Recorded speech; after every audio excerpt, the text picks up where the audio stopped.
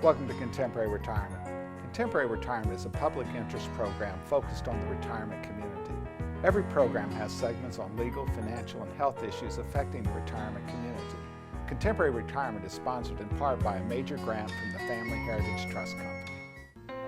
Contemporary Retirement is sponsored by Family Heritage Trust Company. The Family Heritage Trust Company is an independent bank chartered trust company established by local professionals to provide fiduciary services including fee-based investment advice, trust services, retirement planning, and tax planning. The Family Heritage Trust Company is committed to client service in our communities. For more information, call the Family Heritage Trust Company at 301-631-5900. Contemporary Retirement is sponsored in part by a grant from R. Thomas Murphy & Associates, P.C. R. Thomas Murphy & Associates is one of Franklin County's leading law firms, emphasizing estate, trust, elder law, and medical assistance planning. Welcome to the Is It Legal feature on Contemporary Retirement. Is It Legal focuses on the legal issues affecting the retirement community. With me today is Tom Murphy from the R. Thomas Murphy Law Firm with offices Waynesboro, Chambersburg, and McConnellsburg. Welcome to the show, Tom. Good morning. Tom, we've been talking about a pattern of misinformation. And unfortunately, that misinformation is so pervasive in the retirement community that there is a perception that if you find yourself ensnared in the long-term care environment, there's nothing you can do. Yeah, it's just as far from the truth as anything, because once you're in that system, there are lots of options, but you need to be proactive to find out what they are by talking to someone who deals with it every day. And government employees and nursing home people and discharge planners aren't the ones you need to be talking to. And one of the interesting things, probably the single biggest urban myth that we deal with of all, is that perception that if you're in a nursing home, it's all over now, you should have done something.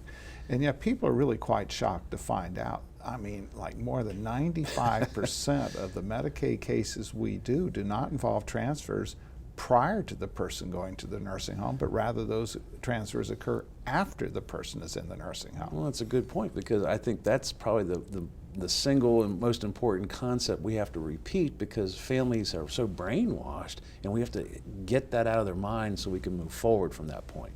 We often tell people at our seminars, if you leave the seminar with understanding one word, we will have succeeded.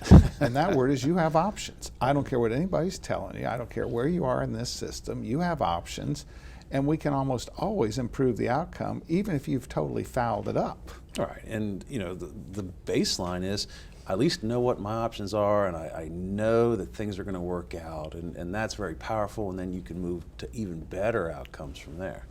You know, and oftentimes people will have families diagnosed with a catastrophic illness, a terminal cancer, and they'll come see us, and they're really quite shocked to find out that we'll be telling, you know, we probably don't need to do anything here, because actually I was talking to a client a couple of weeks ago. I didn't have a single client in a nursing home because of cancer. Yeah, exactly. And so every situation merits different advice, and it's just a matter of being honest and giving them a true overview of what their options are. Then of course you have the diagnosis of Parkinson's, you know, which oftentimes has a very long lead time. Right. You know, and that family will spend years thinking that we're going to lose everything we had, the healthy spouse is going to be impoverished, and nothing can be further from the truth. And it doesn't take much to get prepared for that. And it doesn't involve any significant legal work for us early on other than getting them prepared. Right, and so once you start that relationship, you can deal with each challenge as it comes, and you'll know there's a roadmap, and it makes for a much more powerful experience for that family, especially for the caretaker, because they're the ones under the pressure and stress and worry.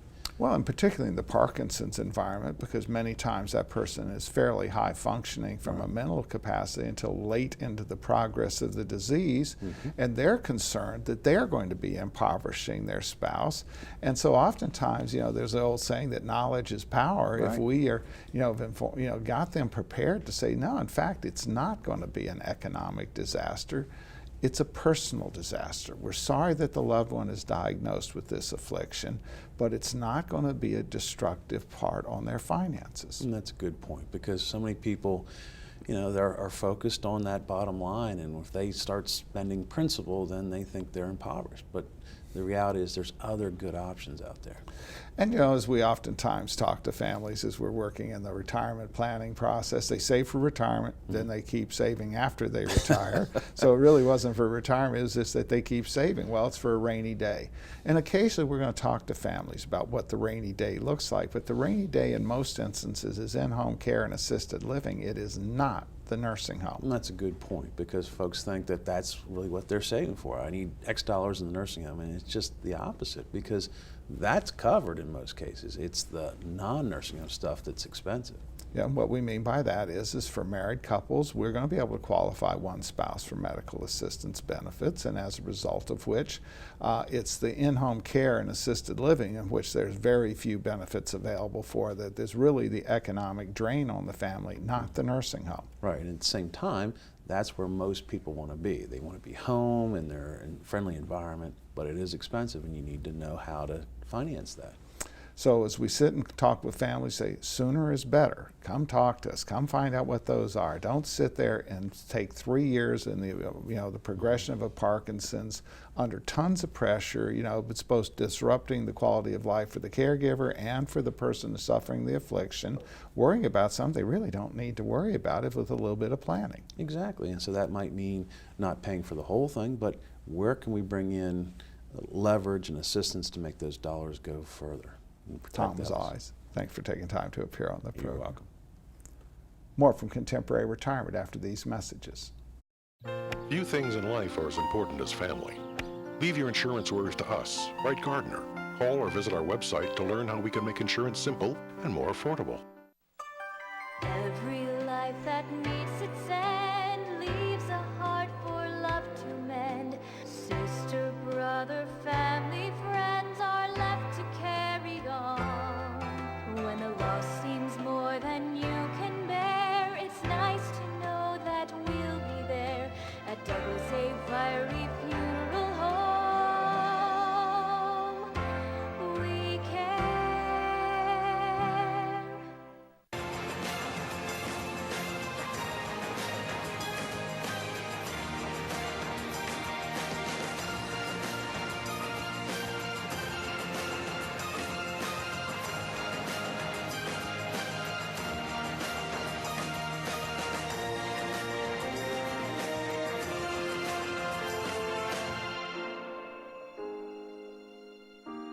Call Ed Lowe to help put your mind at ease. Welcome to special guest feature on Contemporary Retirement. This segment focuses on various issues which are of importance to the retirement community. With me today is Paul Sweeney, President of Quality First Insurance Agency. Welcome to the show, Paul. Good morning, Mike. Now, I say insurance agency, yours is a little unique. We're not talking, I guess you do a few side things, but really focused on senior health insurance. Exactly. We focus on products that are for people once they retire, primarily supplemental insurance and long-term care insurance. And you've been doing it a long time now, 25 years. My office I've had for, actually we're in our 26th year now, and I did this for about 10 years before that, so about over 35 years now. And you and I have been sharing a lot of time together over that period of time for a personal passion to protect the retirement community from, unfortunately, a lot of products out there that make no sense. Yeah, you really have to kind of sift through it, and when people are covered by like a group insurance product, for example, and they're entering a phase of their life where they're going to retire, they really don't know what they're supposed to do, what they can do, what they can't do. They've heard many things from their friends that this works or that works. And then sometimes they react out of fear, a sense of, well, I need to sign up for something that I don't actually need to sign up for because I'm afraid that I might lose it in the future, I might incur a penalty. But sometimes that overreaction to that actually has a negative consequence. So let's talk about a person who's continued to be employed after age 65, which is generally for Medicare the age you have to be absent a disability, and they continue to be covered by an employer plan. But sometimes they feel the need that they need to do something with Medicare as well. Right, there are certain laws that are in place that pretty much mandate that if you want to stay with your employer and be covered by your employer's plan, nothing needs to change. You don't, even though you might be 65 and even though you might be eligible for Medicare, And your neighbor might have done something, doesn't mean you have to do it. Right, and because full retirement age is slowly moving back, it's not 65 anymore, it's now 66, and over the next few years it's going to keep on extending. Many people are working beyond age 65, even though they might still be eligible for Medicare at 65. If they choose to continue to work and they stay on their employer group plan, in most cases they can defer signing up for Medicare Part B. Yeah, so Part A they're going to get automatically. It doesn't make any difference anyway. It doesn't cost anything. But Part B is the one that is deducted from your Social Security check. You do have to pay for it. But if you're covered by an employer plan, you don't need to have a Part B coverage. You don't. And if you decide to stay with the employer plan, which many people do, and then you retire at age 66 or 67 or 68, at that point you can enroll in Medicare Part B without a penalty. Now, if you fail to enroll and you weren't otherwise covered, there's a penalty imposed for the failure to enroll. But one of the things that happens is an appropriate enrollment in Part B, let's assume for the operative word appropriate, that then creates an open enrollment period. Tell us a little bit about that. Well, open enrollment allows you to purchase coverage that would work with Medicare Part A and Part B.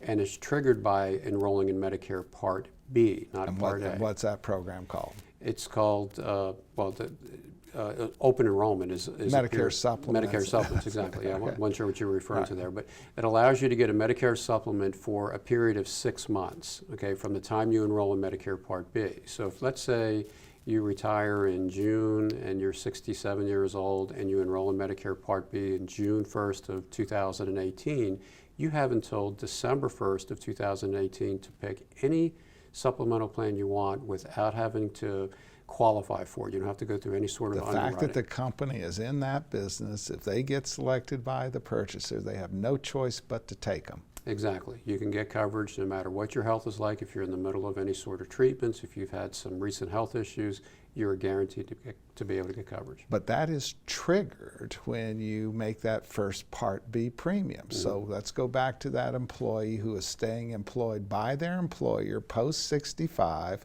covered by an employer plan, and if they then go ahead and enroll in Part B, they have triggered that open enrollment. Right, and it could cause big problems later, because if you take it when you turn 65 and you're still covered by your employer plan, when you're 65 and a half, your open enrollment period ends. So you then retired 67 the way that we're talking about, you're not going to get that open enrollment. So it's not only cost doesn't make any sense to incur, you've actually given up a right by inappropriately paying that premium. Right, and it can create problems, because if you develop a health issue, you may not be able to get a plan at that point. So you got to really take your time, pay attention to this. Unfortunately, most people get bombarded with mailings that start when they reach 65, and it's okay to defer it if you're still going to work. Paul, as always, thanks for taking time to appear on our program. Thanks for having me, Mike. More from Contemporary Retirement after these messages. Tranquility at Fredericktown Assisted Living and Memory Care provides a warm, home-like atmosphere that promotes daily life enrichment. At Tranquility, our medical director is a geriatric physician. Our professionals support and understand the various stages associated with Alzheimer's and dementia. We have on-site physical, occupational, and speech therapists, as well as around-the-clock licensed nurses. For more information, give Tranquility at Fredericktown a call today, because everyone deserves great care. Let us do the caregiving so you and your loved one can embrace life again. All right, let's get this show on the road. Ma'am, give me a good push. Hang on, just 1 minute. Ma'am, I need you to push right now. Honey, you really need to push. It's time. Just hold on a minute. No, right now. One push, ma'am. One push. Just one more bid on HurleyAuctions.com. If you haven't visited HurleyAuctions.com, you don't know what you're missing. Whether you're buying or selling, antique cars, tractors, boats, or real estate, you can do it all at HurleyAuctions.com. Get to know Dr. Carrie Hesley at Diagnostic Imaging Services. What I find most rewarding is caring for women through our Women's Imaging Center. We have a caring staff that will ease patients through an ultrasound, bone densitometry, breast biopsy, or mammogram. Our health team is sensitive to emotions involved in women's imaging and understands that every woman is at risk for breast cancer. Providing the community with a center that is so dedicated to breast health and the imaging needs of women is something special. DIS Women's Imaging Center, providing women with progressive care. Welcome to Contemporary Health Scene. Contemporary Health Scene focuses on the health issues affecting the retirement community. With me today is Bill Beard, Executive Director, MiHi. Welcome to the show, Bill. Thank you, Mike. Good to be back. Now, to call you the Executive Director of MiHi would really diminish your role in the community because I characterize You're so kind. I characterize you as a compulsive do-gooder. Anytime you see needs to be filled, you try to step in and fill it. I try to keep busy. And so not only are you involved with MiHi, but you're involved with the Commission on Aging, trying to make sure that people have accessibility to their homes. Tell us a little bit about that. Well, it's the RAMP project, which is an offshoot of the Commission on Aging. We go around and put in wheelchair ramps for people so they can stay in their homes and don't have to go to nursing homes or to the hospital. And because you guys are, We've been doing that for 20 years as of right now. I realize that, and because you guys are very sensitive to materials and recycling, oftentimes we do a good job recycling. You come back in when the person no longer needs it, take that ramp down and reinstall it somewhere else. That's exactly right. We've done a good job. And so I know that people who sometimes say, well, I can't stay in my own home because I don't have the resources to create a ramp, should just call the Commission on Aging and they'll get you involved with it, and maybe they don't need to worry about resources. There you go. Exactly. Obviously, no matter all of these things you're involved in, as we talk about, you look for contributions, but you don't demand them. Well, that's true. That's true. Any nonprofit needs money, and we're pretty good about asking for money. And a lot of people who put the ramps in want to make a donation. They want to help out where they can. So in any event, then MiHi was established a number of years ago by local citizens. That's right, 1987. And what do you call yourselves? Well, it's MiHi, but MiHi. Well, you have a catchphrase that you use for yourselves. Well, we started out doing primarily for people, recreation for people with disabilities. But what we focus on now is Project Lifesaver, which is for people that tend to wander off, whether kids or adults with dementia or whatever.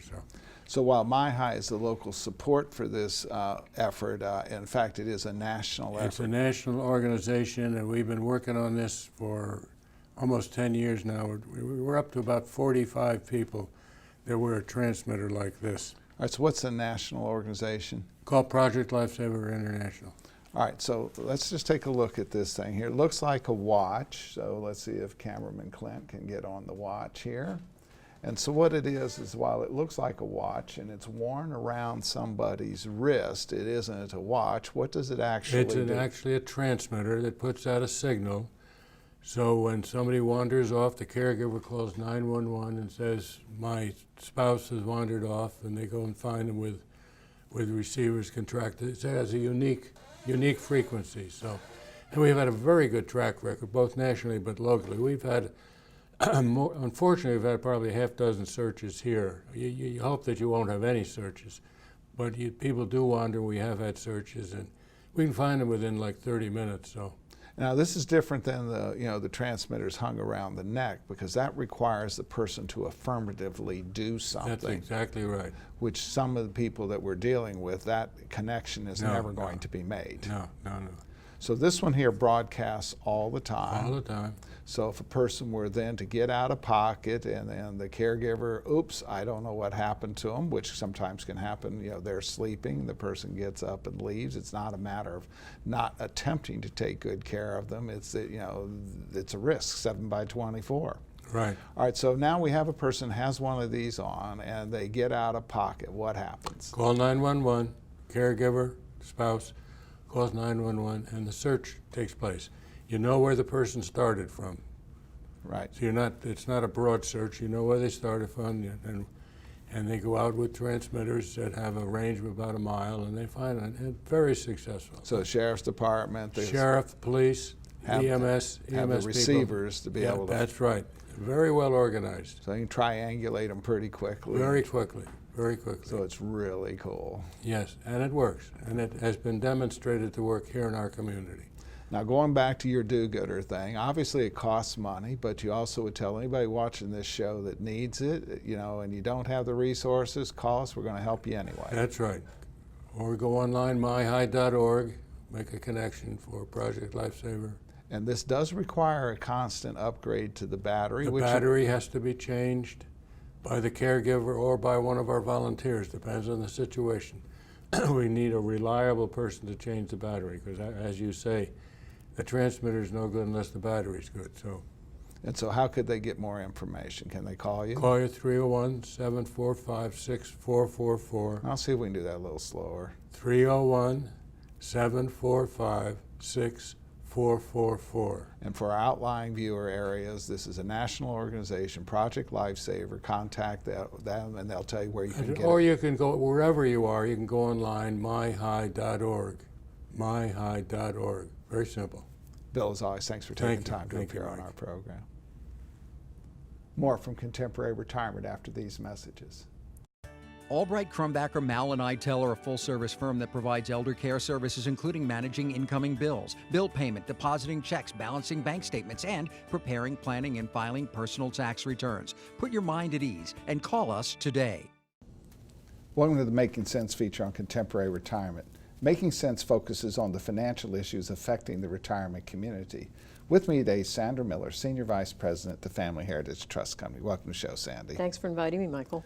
Sandy, one of the great challenges of the Family Heritage Trust Company and the motivators for creating the company was the fact that so many of the clients of the directors and shareholders were engaged in financial services models that they had no idea of the charges that were being charged, and many times they were very high charges. Yes, you have to be careful when you're investing to make sure you understand what the real fees are, because there are fees on every product, if you will. So you have to make sure you look at the literature, ask the questions. And of course, one of the great challenges is that the trust company has to fully disclose its fees because it's a fiduciary. It must tell people exactly what you're charging, as opposed to the largest charity on the planet, the mutual funds. That's correct. Mutual funds have embedded fees, and you have to really dive into their prospectus to find them. We, on the other hand, are right up front. We tell you exactly what we're going to charge. We charge an annual fee. We manage your money. We become the trustee under certain trusts. But you will know up front before you sign up exactly what you will be paying us for those services. And yet it's stunning how many people think their mutual fund is free. Yes, and I assume they all know that mutual funds are charities and they don't charge any money and they do everything out of the goodness of their heart, but that's really not the case. They actually have internal fees called expense ratios, and you can ask your broker and he will tell you or she will tell you, or you can read the prospectus, but they are disclosed and you need to know how much they are. And then there are other embedded fees that many people don't see as well. Sometimes there's a front-end charge to enter into the fund. Sometimes there's a back-end charge if you leave the fund within certain time frames and so forth. And so people, even if they're looking at a statement, it may not fully reflect the actual value of that account. That's exactly correct. The front-end load sometimes is waived. But then if there's no charge to get in, you have to be aware that there's always a charge somewhere. So you have to look to see how much does it cost me to withdraw that money.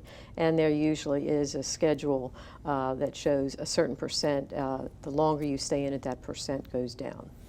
So the fact is that they're not charities, and many times people would think that using the custom management platform of the trust company would somehow cost more, but many times it costs less or no more.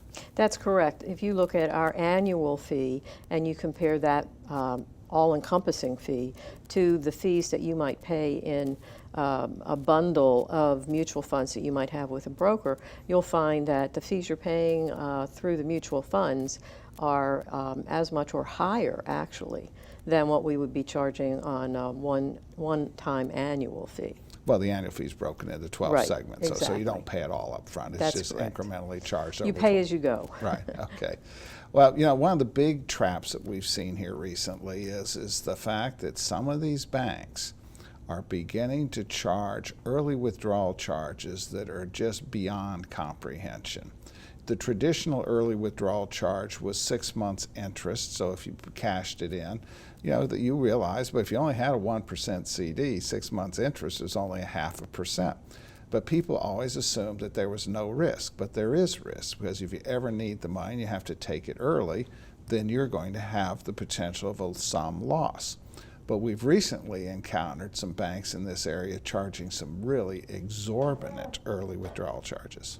Yes, there are certain banks that are charging up to 3% just to get your CD money back if you don't hold it through the term of the CD contract. So you reach out there and you take that 5-year CD because it's got the best interest rate. You're 75 years old. Sometime in the next 5 years, you or your spouse has a health issue. We're going to have to cash in that CD, and we've had some instances with local banks here where they've absolutely refused to waive the fees. Recently, I had a case, $250,000 in fees, and the bank charged $7,500 in early withdrawal charges. So on that $250,000 market value, if you will, they took part of the principal, yes, as opposed to just taking the interest, which somebody better tell the clients that's what's going on. Well, the client had absolutely no idea. The bank says it's disclosed. We haven't been able to find the disclosure other than they said they can charge their traditional early withdrawal charges, but that did not say that. There's a whole bunch of legal issues here, but the real point that we're trying to make with people is you have these CDs, you need to be paying attention to these things, and particularly as you're getting older, you need to be certain that you're not finding yourself trapped with major, major charges. Yes, you have to be able to get your hands on the money. Sandy, as always, thanks for taking time to appear on the program. My pleasure. Thank you from Contemporary Retirement. Remember a more carefree time? Leave your insurance worries to us, Wright Gardner. Call or visit our website to learn how we can make insurance simple and more affordable.